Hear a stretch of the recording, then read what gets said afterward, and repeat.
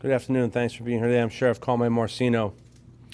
Last night around 7:30 p.m., my deputies responded to the racetrack on North Cleveland Avenue in North Fort Myers in reference to a dog limping in and out of the busy roadway. With the assistance of a bystander, we were able to secure that dog, later identified as Paco, and get him to safety. Once we were out of the roadway, we began to assess Paco, a male terrier mixed, and realized that his muzzle was taped shut and his legs were bound together with tape. My Animal Cruelty Task Force, North District Criminal Investigations Division, Lee County Domestic Animal Services, and Crime Scene all responded to the scene. Paco was taken to Domestic Animal Service for further medical evaluation.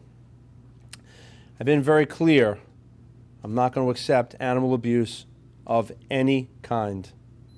This is disgusting. My team has been working around the clock, looking at every video, combing through every piece of evidence, and conducting interviews with all the businesses and people in the area. We went door to door looking for any information as it relates to this investigation. A massive effort was launched to find the scumbag that was responsible. We left no stone unturned. We used the latest and greatest technology to assist us. The investigation led us to 25-year-old Emerito Marquez, Paco's owner. Detectives immediately authored a search warrant on his residence to seek for additional evidence.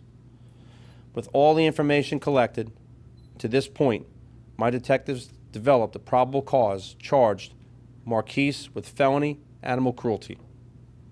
I will do everything in my power to make sure that this pile of shit will face justice. This oxygen stealer will not do this to another animal.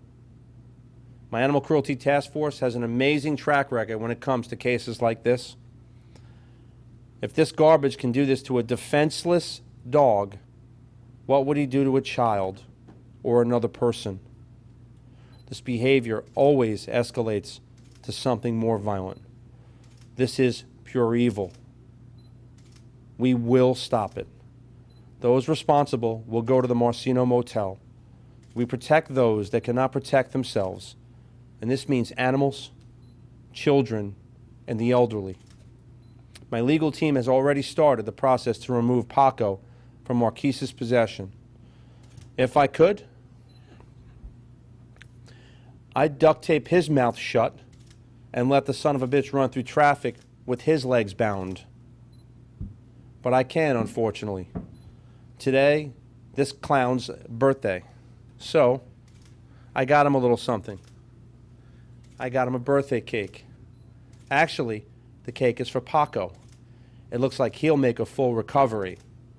I'm going to personally call your mom and tell her you won't be home for your birthday dinner. I also want to say that to our great state attorney, Amira Fox, her and I share the same exact views and values when it comes to cruelty and animal abuse and animal cruelty. Our state attorney, Amira Fox, does an amazing job with her staff, and we will work closely with her to see this through the justice system. I'll take some questions. I know you said Paco is going to make a full recovery, but how is he today? Is he acting normal? That's pretty traumatizing. Paco is acting normal. I went to see him before the press conference. I will tell you, I picked him up, a very, very petite, probably 1.5-year-old mixed dog, very, very friendly, but the adhesive from the duct tape was still in his legs and along his snout. He's receiving the medical care that he needs, and very, very unfortunate. I mean, again, this is not a human being that does this to a defenseless animal. This person has no blood in their veins, has no heart. This is the making of a serial killer. This is the making of someone that can further go on to abuse humans much more worse. And let's talk about that, okay? This clown on his birthday, he has 23 arrests.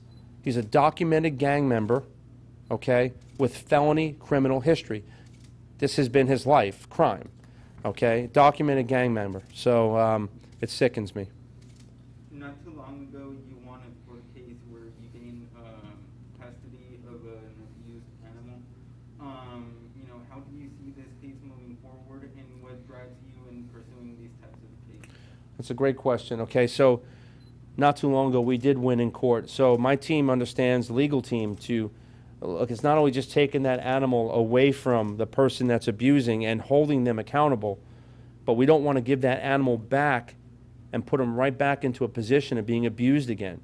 So now we will petition the courts and go through the judicial system to make certain that animal doesn't go back. This is, I mean, when I say a picture's worth 1,000 words, I will tell you, I looked at the picture and I was immediately sickened to my stomach. I couldn't believe, when you look at these pictures, okay? His legs are bound together where it cannot move. His mouth, okay, bound. So it can't breathe, it can't walk, it can't do anything except die. So I'm very thankful to the person who called that in, okay, the person who makes that call where we're able to get involved and save that dog's life.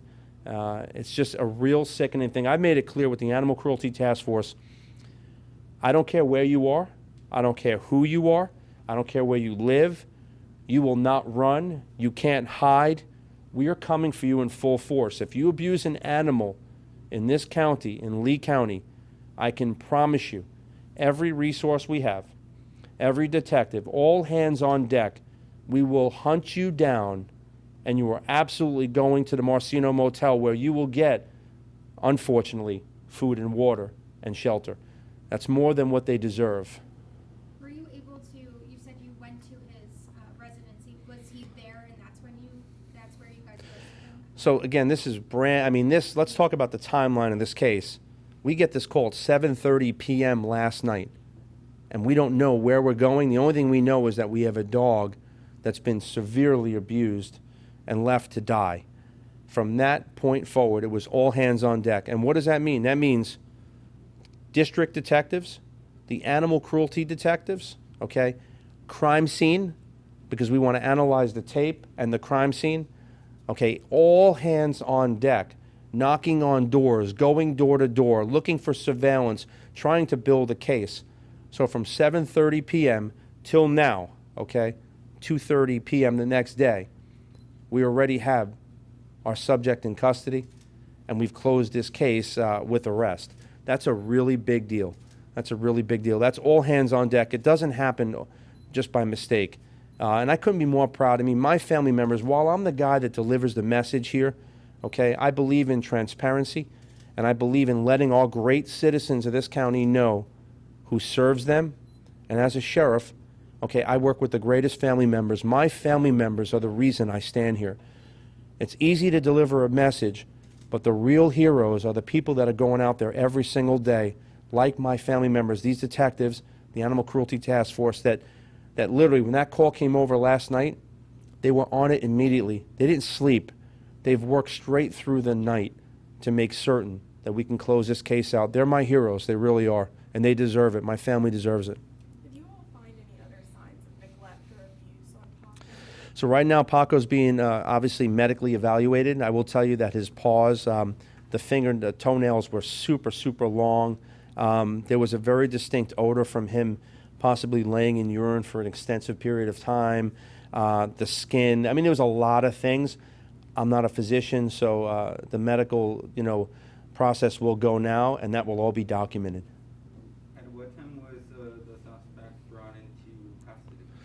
So early this afternoon, we were able to, or I should say late this morning, locate a person of interest, and while that developed, now, obviously, he's incarcerated. So this case came together very quickly. And again, it doesn't happen by mistake. It's all hands on deck. So what I ask of you, the media, is I ask for your assistance. I've been up here many, many times. I'm not saying the cases are increasing, but more and more people are seeing things, they're saying things, they're making the call. I say, see it, say it, make the call. This county is amazing. These great residents want law and order, and they're calling things in all the time. So now I ask of you to help me do my job. I ask of all of you to get the message out that zero tolerance means zero tolerance. If you abuse, neglect an animal in this county, we're coming in full force. And that's anywhere, any place, 24/7. So help me get that message out. Thank you. Thank you, guys.